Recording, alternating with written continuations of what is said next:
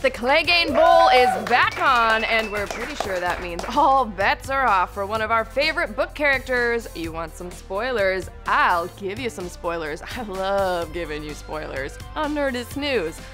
Love it. Seven hells. Last night's episode of Game of Thrones was everything and a bag of chickens. From the return of the Hound to the incredible debut of the greatest Game of Thrones character in history, Lyanna Mormont, the ep was a great one. But the most exciting thing of all, everything that went down is setting us up perfectly for the debut of Lady Motherfucking Stoneheart. Finally! I am truly excited for her. Alright, so for those that don't know, in the Song of Ice and Fire books, way earlier in the continuity than we're at now on the show, Catelyn Stark is actually brought back to life by Lord Beric Dondarrion of the Brotherhood Without Banners after she had her throat cut at the Red Wedding. Since Beric dies to bring her back from the dead, she becomes the new leader of the Brotherhood and a terrifying specter of vengeance. I'm talking, the lady is terrifying. She's got soft zombie skin from floating in a river for several days before being revived, her throat is still cut, and she has to hold her hand over the wound to speak, and a bunch of her hair is gone.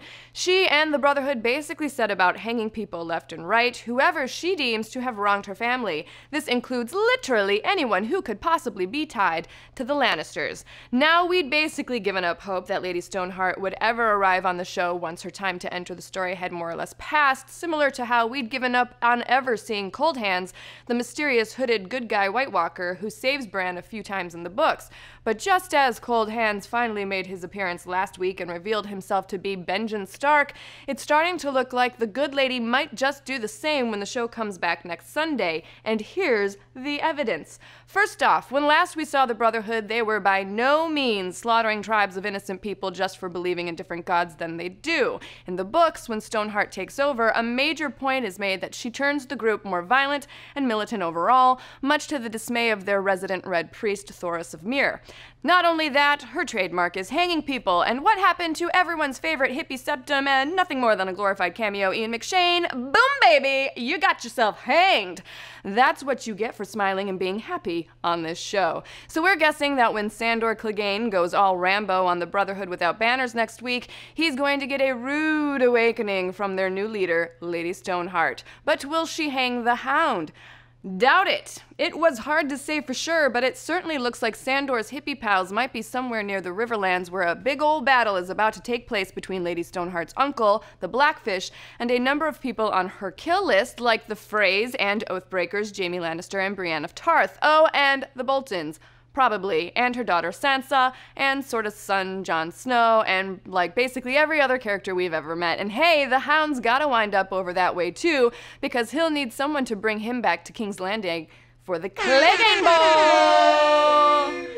That gonna happen! It is! It is, it is, it is! That's right, start the hype train! The Clegane Bowl, the battle between both kind of resurrected brothers, the Hound and the Mountain, that we've all been waiting for, is almost definitely gonna happen now. From the looks of it, next week we'll not just see the introduction of Lady Stoneheart, but the Clegane offs as well, with the Hound slaughtering some Brotherhood boys, and the Mountain bashing in some Sparrow heads. The latter will almost definitely lead up to that trial by combat Cersei's been aching for, so wanna take a guess which newly spiritual hate-fueled monster might battle on behalf of the faith?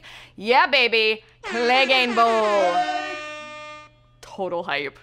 But what do you guys think? Do you believe that Stoneheart's finally coming our way next week, or do you think they'll drag it out until a season finale reveal? Will she kill someone we love? Pfft, of course. They kill everyone we love. And those we don't love, they just kill everybody. Who will you root for in the Clegane Bowl? Let's discuss.